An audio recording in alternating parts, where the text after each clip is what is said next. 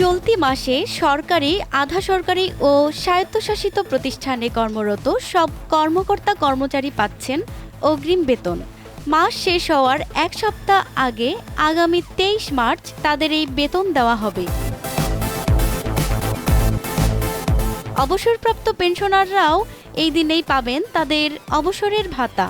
আজ রোববার অর্থ মন্ত্রণালয়ের অর্থ বিভাগ থেকে এ সংক্রান্ত চিঠি হিসাব মহানিয়ন্ত্রক কন্ট্রোলার জেনারেল ডিফেন্স ফাইন্যান্স ও অতিরিক্ত মহাপরিচালককে পাঠানো হয়েছে। এছাড়া সংশ্লিষ্ট সব সংস্থা ও দপ্তরেও পাঠানো হয়।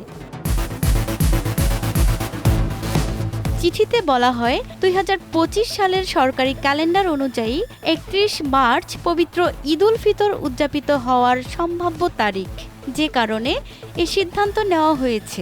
এই ঈদে জামা জুতো অ্যাকসেসরিজের ডিসকাউন্ট। অর্থ বিভাগের সিনিয়র সহকারী সচিব মোহাম্মদ আব্দুল গফুর এই আদেশে সই করেন। প্রতিমা সরকার, এনটিভি অনলাইন।